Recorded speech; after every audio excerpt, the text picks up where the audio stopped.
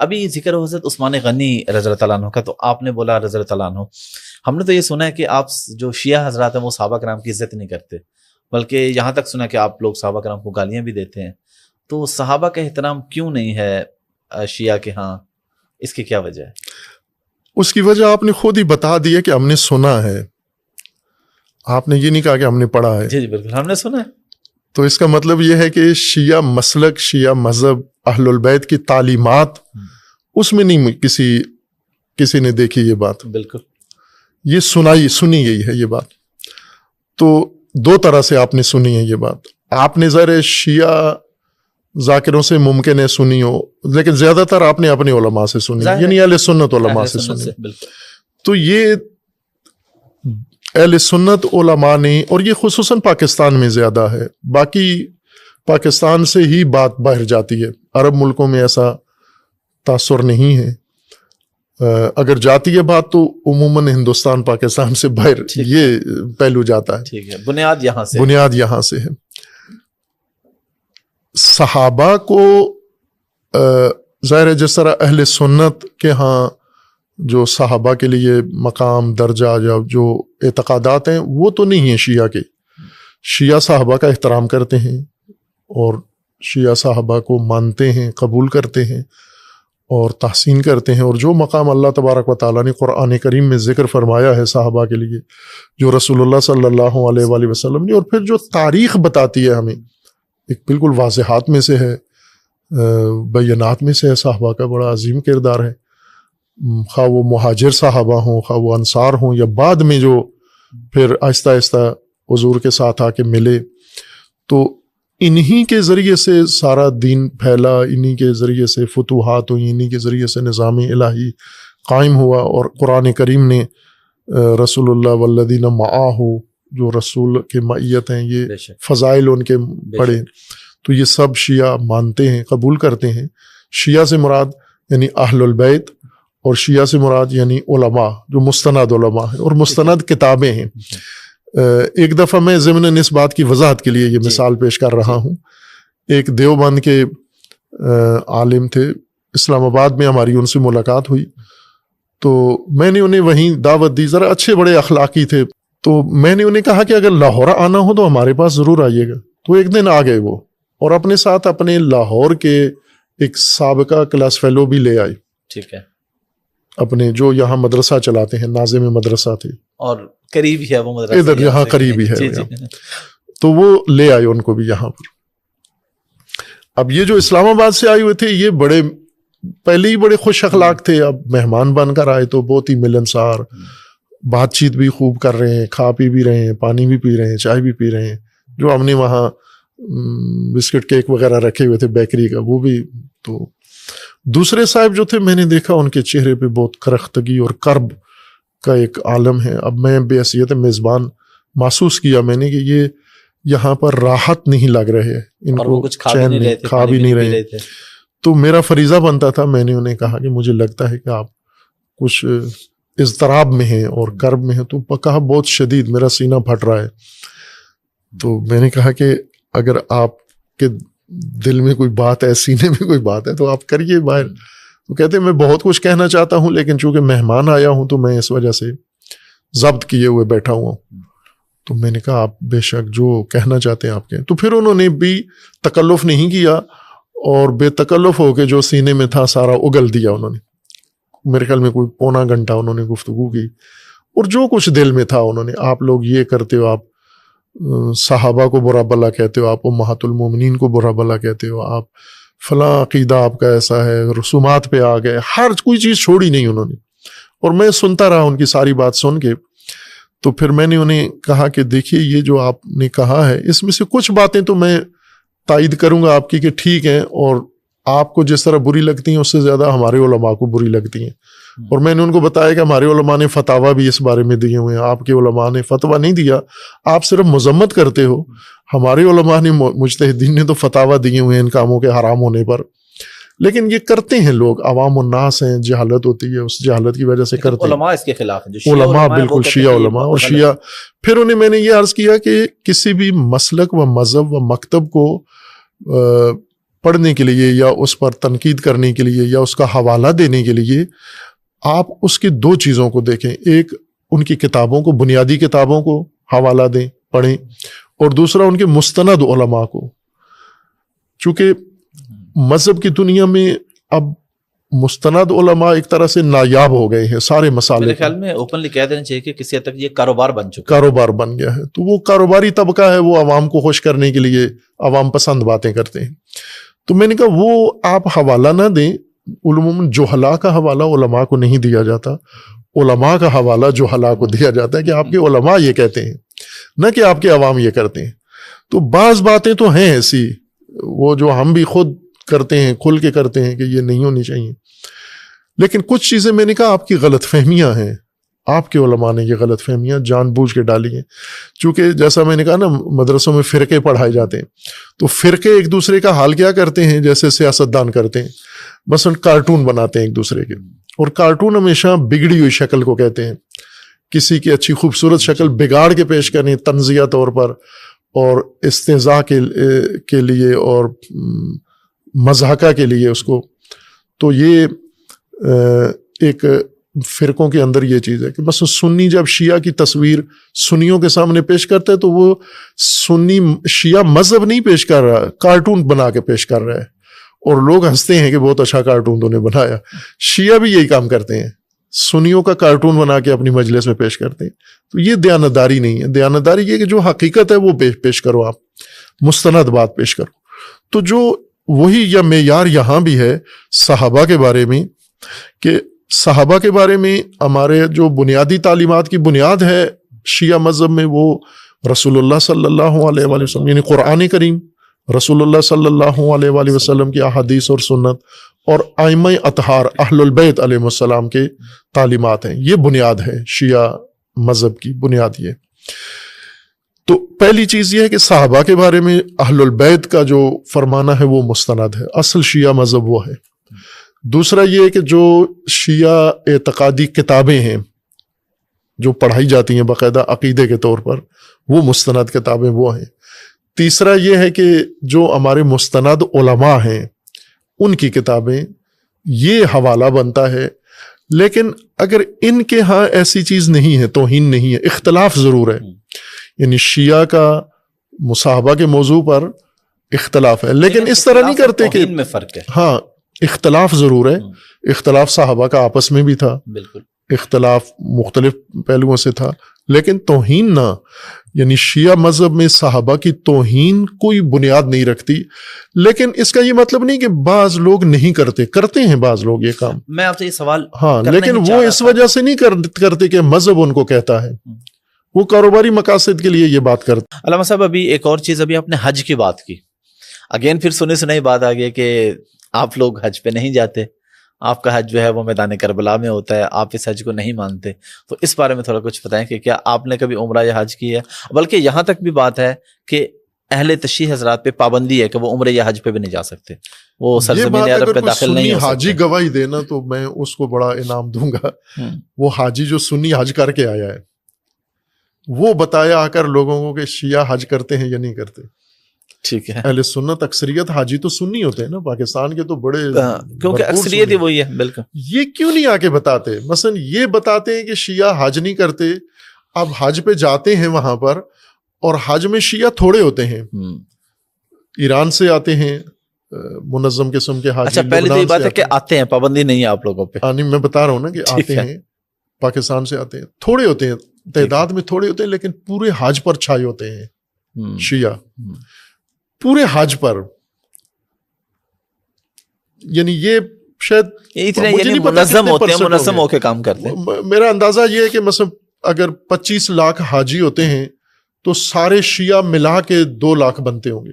ٹھیک ہے, 2 لاکھ شیعہ ہوں گے 25 لاکھ. ٹھیک ہے, لیکن یہ 2 لاکھ جس طرح حج کرتے ہیں, پورے حج پر ان کا ایک غلبہ ہوتا ہے, ایک چھائے ہوتے ہیں. یہ ہر منظم ہونے کے حوالے سے, اپنے اعمال کے امپیکٹ کریٹ کرتے ہیں اپنے ہونے کا. اب ظاہر ہے کہ وہ ساری دنیا دیکھتی ہے. پاکستان میں تو ملینز حاجی ہیں, کروڑوں حاجی ہیں اب تک جو کر چکے ہیں. یہ ان باتوں کو کیوں نہیں بتاتے آ کر کہ ہم وہاں گئے تھے, شیعہ بھی حج کرتے ہیں, وہ کس طرح حج کرتے ہیں, ہم کیسے حج کرتے ہیں.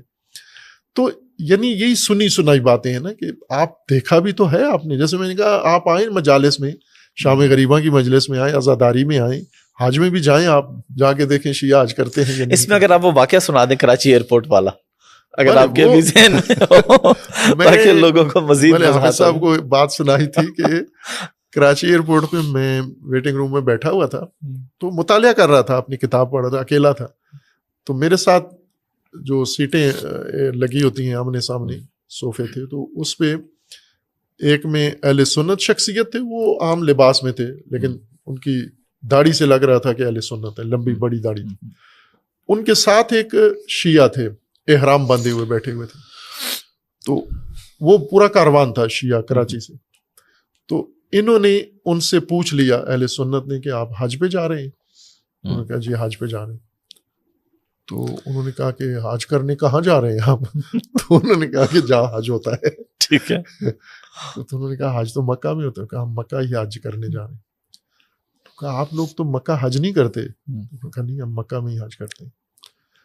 تو انہوں نے کہا نہیں بھائی آپ ایسے ہی کہہ رہے ہیں مکہ میں, آپ تو کربلا میں حج کرتے ہیں. تو میں سن رہا تھا ان کی باتیں آپس میں. ٹھیک ہے.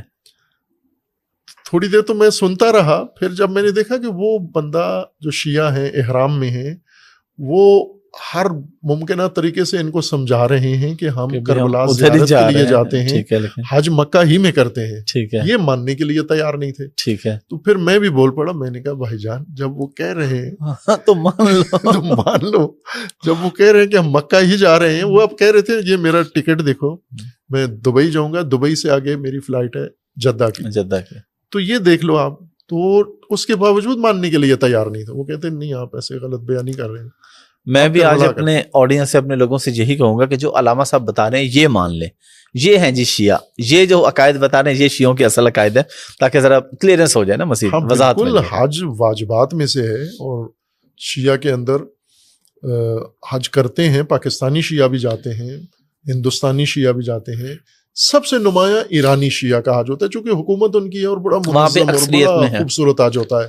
اہل سنت دیکھ کے بڑی حسرت کرتے ہیں کہ کاش ہماری حکومت بھی اس طرح حج کا انتظام اہتمام کرے جس طرح سے وہ لوگ کرتے ہیں, جا کے جس ادب کے ساتھ مدینہ جاتے ہیں اور حرم رسول اللہ میں جاتے ہیں, یا دیگر اعمال کرتے ہیں. وہ بڑا ایک دیکھنے والا منظر ہوتا ہے. علامہ صاحب یہ تو سوال سے سوال نکل رہے ہیں, مجھے لگتا ہے آج کی نشست کافی لمبی جائے گی. اگر آپ اجازت دیں مزید تو ہم اس کو کنٹینیو رکھیں ابھی, مشکل نہیں, کیونکہ حج کی بات ہوئی تو ساتھ ہی میرے ذہن میں سوال آ گیا زکوٰۃ کا, کہ شیعہ حضرات زکوٰۃ کیوں نہیں دیتے, اللہ کے راستے میں کیوں نہیں خرچ کرتے؟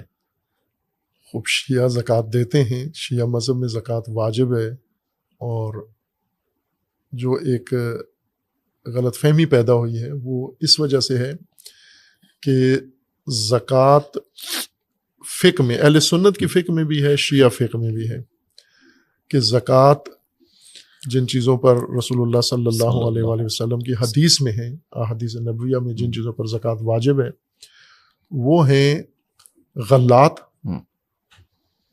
گندم, جو, کھجور, کشمش, یہ غلات ہیں. اور پھر جانور ہیں, بھیڑ, بکری, اونٹ, گائے, ان کے اوپر زکوٰۃ ہے. اور سونا اور چاندی اگر وہ مسکوک ہو, سکے کی صورت میں ہو, کرنسی کی صورت میں, ٹھیک ہے, تو ان پر زکوٰۃ ہے, 9 چیزوں کے اوپر. اب شیعہ کے ہاں زکوٰۃ انہی 9 چیزوں پر, شیعہ فقہا عموماً جو فقہا فتویٰ دیتے ہیں وہ مشہور فتویٰ یہی ہے کہ 9 چیزوں پر زکوٰۃ ہے. ٹھیک ہے, باقی چیزوں پر زکوٰۃ نہیں ہے. لہٰذا جیسے آج کل فیکٹریاں ہیں, گاڑیاں ہیں, پراپرٹی ہے, فلاں ہے, یہ اس پر زکوٰۃ نہیں ہے, چونکہ یہ 9 چیزوں کا حصہ نہیں. وہ تو اہل سنت کے ہاں بھی ہے ایسا کہ اگر آپ جس گھر میں رہ رہے ہیں چاہے وہ جتنی بھی مالیت کا ہے اس پہ نہیں ہے زکوٰۃ, جو آپ کی سیونگز ہے اس کے اوپر ہے. خیر علماء بہتر بتا سکتے ہیں, لیکن یہ اس طرح کے اس کی یہ بنیادی وجہ ہے کہ وہ زکوٰۃ ان چیزوں کے اوپر, یعنی آپ زکوٰۃ کے منکر نہیں ہیں. نہ دیتے ہیں, بڑی پابندی سے دیتے ہیں. یہ مشہور فتویٰ ہے علماء کا. لیکن ہمارے بعض جو علماء ہیں جس کو ہم یہاں پر اس دوسرے قول کو زیادہ ہم پیش کرتے ہیں, وہ شیعہ کو تھوڑا سا عجیب سا بھی لگتا ہے کہ یہ قول پہلے کیوں نہیں بیان کیا گیا.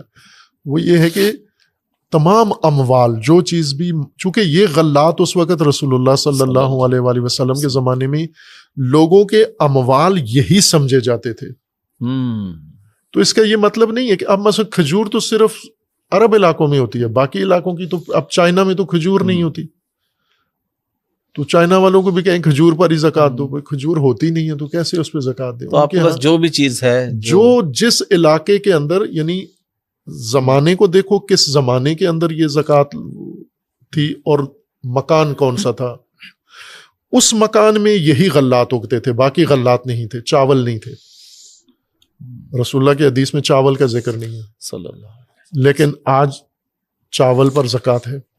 اسی طرح اس وقت اموال لوگوں کے پاس، چونکہ زرعی کھیتی باڑی کا زمانہ تھا یا مویشی پالنے کا زمانہ تھا، تو اموال منحصر تھے زرعی محصولات اور مویشی پروری کے اندر اموال منحصر تھے لوگوں کے پاس، یا سونا چاندی سکے کی صورت میں۔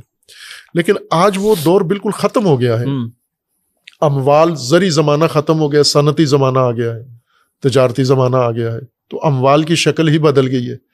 تو دوسرا قول یہ ہے جو بعض اہل تشیع علماء بھی کہتے ہیں، اور ہم زیادہ اسی کی ترویج کرتے ہیں یہاں پاکستان میں اپنے لوگوں کو، کہ تمام اموال پر زکوٰۃ ہے۔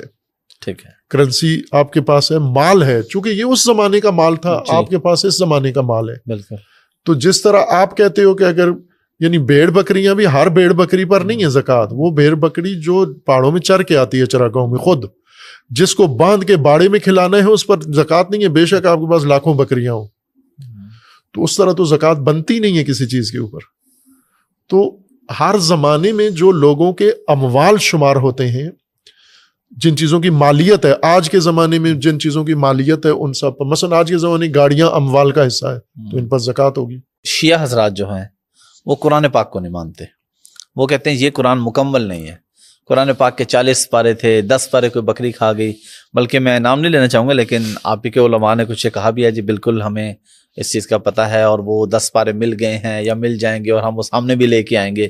تو اس طرح تو مطلب یہ کیا پھر دار اسلام میں رہتے ہیں اگر آپ قرآن کو نہیں مانتے؟ تو یہ بھی انہی باتوں میں سے ہے نا، یہ جو یعنی اگر یہ باتیں اس تاریخ دور میں، جاہلیت کے دور میں کوئی کرتا تو پھر توقع تھی، آج کے میڈیا کے دور میں یہ باتیں پھر بھی لوگوں کے ذہنوں میں، لیکن انشاءاللہ کلیئر ہوں گی یہ چیزیں، میں اس مقصد کے لیے پوچھ رہا ہوں۔ قرآن کریم جو اہل البیت علیہم السلام اور شیعہ جو مستند علماء ہیں، مثلا اس وقت جو شیعہ علماء اس وقت موجود ہیں اور جو شیعہ علماء سابقہ دور میں گزر گئے ہیں، ان کی کتابیں موجود ہیں، عقائد کی کتابیں موجود ہیں، تفسیر کی کتابیں موجود ہیں قرآن کے متعلق۔ قرآن کے بارے میں اگر میں کہوں کہ سب سے مستند تفسیر ابھی تک متفقہ طور پر شیعہ و سنی علماء کے نزدیک تفسیر المیزان ہے، علامہ طباطبائی، ہمارے اساتید کے استاد تھے وہ، ٹھیک ہے، ان کی یہ تفسیر ہے، ٹھیک ہے، اور انہوں نے اس تفسیر کے اندر بھی لکھا ہے، باقی جو ہمارے جید علماء ہیں انہوں نے بھی لکھا ہے کہ یہی قرآن جو اس وقت بین الدفتین ہے، یعنی 2 جلدوں کے درمیان، تو اس 2 جلدوں کے درمیان جو قرآن ہے جی، یہ 30 پاروں کا قرآن اور 114 سورتوں والا جو قرآن ہے، یہ سارا یہی قرآن ہے جو اللہ تبارک و تعالیٰ نے نازل کیا ہے رسول اللہ کے قلب نورانی پر۔ اور بلکہ اہل سنت کے ہاں قرآن کے بارے میں بعض اقوال ایسے ہیں جو تھوڑے کمزور ہیں کہ قرآن جمع کس نے کیا ہے، قرآن ترتیب کس نے دیا ہے، وہ صحابہ کی طرف لے آتے ہیں۔ یہ سب کام رسول اللہ صلی اللہ علیہ وآلہ وسلم نے خود کیا ہے اللہ کے حکم سے۔ قرآن اترا بھی اللہ کے حکم سے رسول اللہ پر ہے، قرآن ترتیب بھی رسول اللہ کے حکم سے ہوا ہے، سورہ بندی اس کی ہوئی ہے، جتنی آیات، کون سی آیت کہاں رکھنی ہے، یہ سب حکم رسول اللہ سے ہوا ہے۔ بے شک، اور نہ اس قرآن میں ایک لفظ اضافہ ہوا ہے، نہ اس میں ایک لفظ کم ہوا ہے۔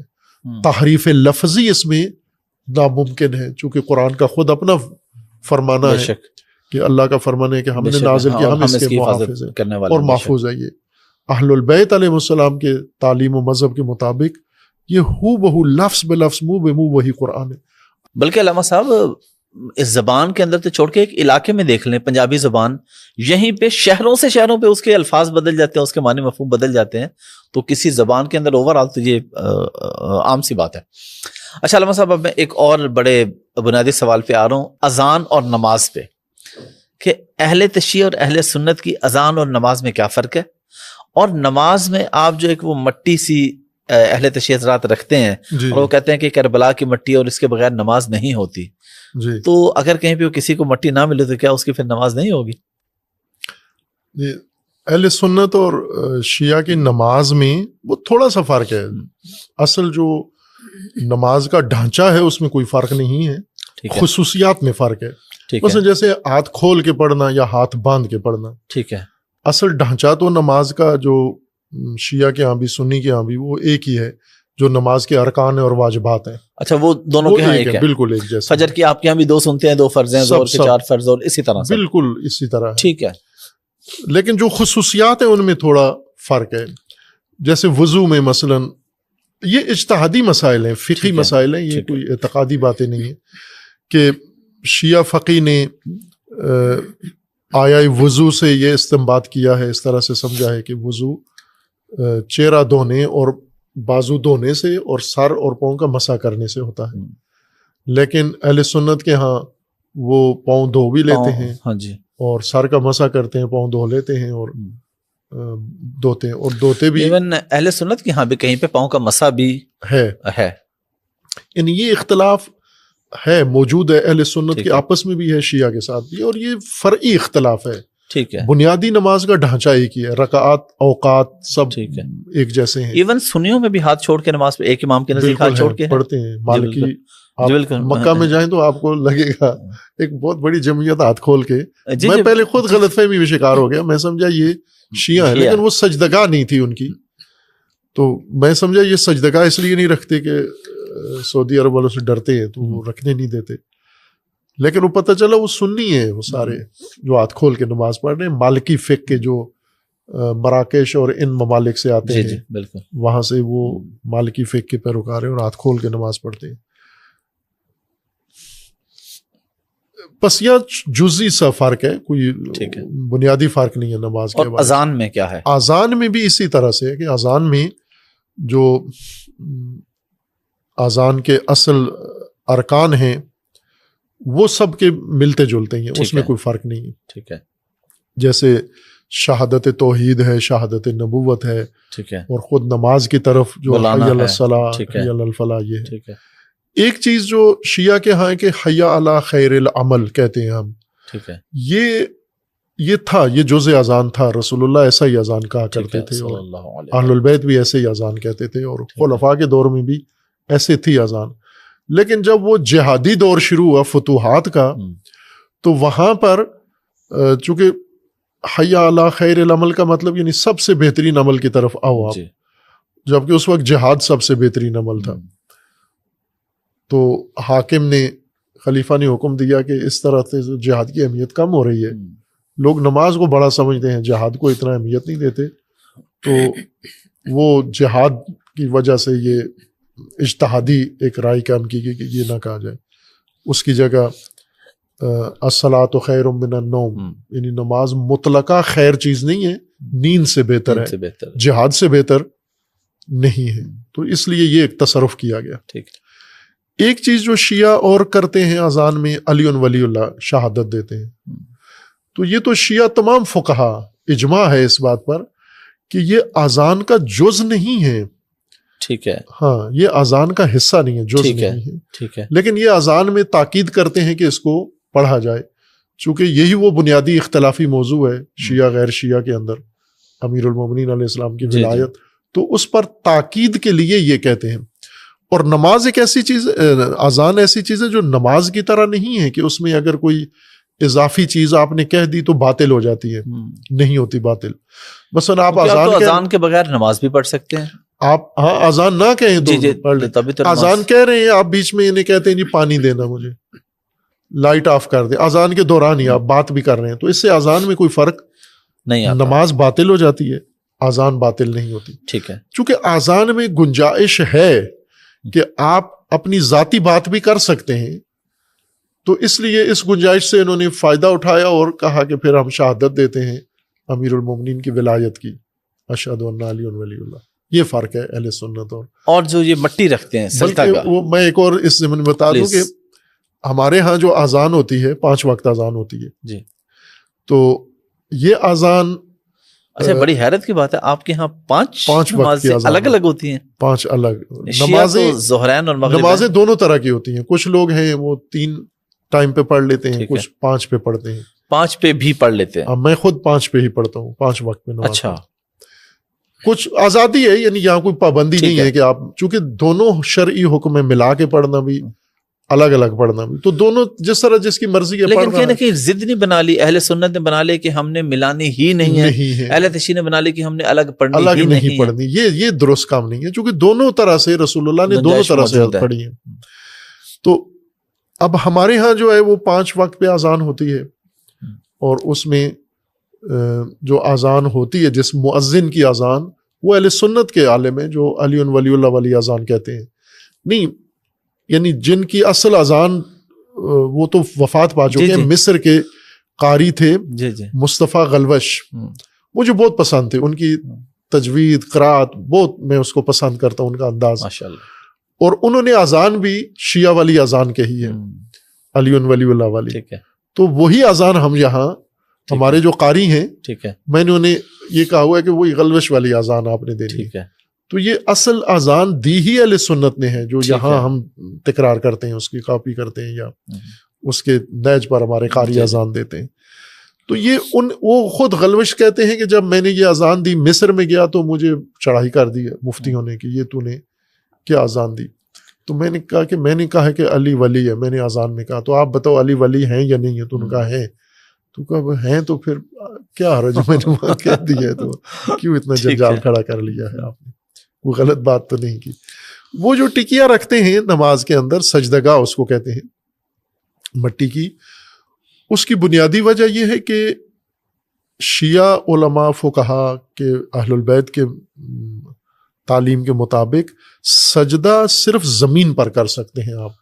ٹھیک ہے, جو زمین چیز, جو زمین شمار ہو, ڈائریکٹ زمین, یعنی کوئی کارپیٹ, کوئی صف, ایسی چیز, کوئی کپڑا نہ ہو, مصنوعی چیز نہ ہو, کپڑا نہ ہو, اوپر کوئی اور چیز ایسی نہ ہو, جو زمین کا حصہ ہے, ٹھیک ہے, زمین کا جز ہو سکتا ہے, وہ آپ کر سکتے ہیں. ٹھیک ہے, لہٰذا آپ خاک پہ سجدہ کریں, ریت پہ کریں, مٹی پہ کریں, گھاس پہ کریں, پتے پہ کریں, لکڑی پہ کریں, جو زمین سے نکلی ہوئی اب زمین کی چیزیں ہیں ان پہ, جو زمین شمار ہوتی ہیں. ٹھیک ہے, لیکن جو آپ نے معدنیاتی چیزیں بنائی ہیں, لوہا ہے, دانتیں ہیں, معدنیات سے نکالا ہے, یا آپ نے پلاسٹک ہے, کپڑا ہے, یہ نہیں ہو سکتا, چونکہ زمین کا حصہ نہیں ہے, بلکہ زمین کو ڈھانپا ہے آپ نے ان چیزوں سے, زمین نیچے چھپا دی ہے.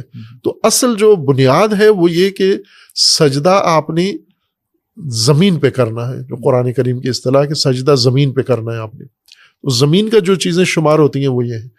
اب آج کل کے دور میں چونکہ جیسے ابھی ہم جہاں بیٹھے ہوئے ہیں تو نیچے زمین تو چھپی ہوئی ہے, اوپر شیٹ لگی ہوئی ہے, تو یہاں ہم نے زمین یا تو اس کو پھاڑیں یا باہر جائیں کسی اور جگہ, تو سہولت کے لیے یہ مٹی کی ٹکیا بنا لیتے ہیں. ٹھیک ہے, یا لکڑی یا پتا یا کوئی چیز ایسی. یہ میدان کربلا کی مٹی نہیں ہے, نہیں, یہ تو عام مٹی ہے, اپنے علاقے کی مٹی ہے. وہ ایک الگ موضوع ہے کہ کربلا کی تربت اس کو کہتے ہیں, تربت سید الشہداء, کہ اس کا ایک اپنا حیثیت ہے کہ اس میں شفا ہے اور وہ تبرک ہے. وہ ہونا ضروری نہیں ہے, مٹی ہونا, آپ اپنے لاہور کی مٹی لے لیں, آپ اپنے گاؤں کی مٹی لے لیں, ٹھیک ہے, سجدہ مٹی پر ہونا ہے, زمین پر ہونا ہے, اس کی یہ حکمت. علامہ صاحب آپ نے ماشاءاللہ سفید سوٹ پہنا ہوا ہے, تو شیعہ حضرات تو صرف کالے کپڑے پہنتے ہیں, یا کالے کپڑے کیوں پہنتے ہیں؟ کالے کپڑے مجالس میں پہنتے ہیں, محرم میں پہنتے ہیں, عزاداری کے علامت ہے, عزا کی. ٹھیک ہے, سیاہ ہو جاتا ہے, سیاہ پوش. ٹھیک ہے, اور کئی ملکوں میں ہے مختلف, مثلا انڈیا میں عزا کی علامت سفید کپڑے ہیں, وہ سفید کپڑے پہنتے ہیں. جب کوئی مر جائے تو وہ سارے سفید پوش ہو جاتے ہیں. ٹھیک ہے, اسی طرح بعض دیگر ملکوں میں وہ سیاہ پہن لیتے ہیں. تو اب شیعہ کے ہاں یہ ہے کہ عزادار سیاہ لباس عزا کی علامت ہے. ٹھیک ہے, تو وہ خصوصاً محرم میں ہی پہنتے ہیں, ہمیشہ نہیں پہنتے, مختلف لباس پہنتے ہیں جس طرح دوسرے. اور محرم میں بھی بلیک سے ہٹ کے وائٹ بھی کوئی اور بھی پہنا جا سکتا ہے اہل تشیع کے نزدیک, ٹھیک ہے, کوئی بھی آپ پہن سکتے ہیں. اکثریت تو نہیں پہنتے کالے کپڑے, کم لوگ پہنتے ہیں. باقی جو معمول کے لوگ ہیں, مثلا آپ اپنے کولیگس کو دیکھیں, آفیسز میں دیکھیں تو وہ دوسرے معمول اپنے کے روٹین لباس کے پہنے ہوتے ہیں. جواد نقوی صاحب بھی اتحاد امت کے لیے بہت محنت کر رہے ہیں. جی بالکل کر رہے ہیں ماشاءاللہ. جس کیسے علماء ان کے خلاف ہو گئے, آپ ان کے بارے میں کیا کہنا چاہتے ہیں؟ میری تو بہت ساری ویڈیوز ان کے حق میں ریکارڈ ہوئی ہوئی ہیں, مجاہد آدمی ہیں. آپ کے بیان کی وجہ سے تنظیم اسلامیت میں شمولیت اختیار کی, جس کا ماحول بہت بہتر ہے. جناب شرف الدین شیخ کے بارے میں آپ کی کیا رائے؟ اچھے آدمی ہے, ڈیسنٹ آدمی ہے.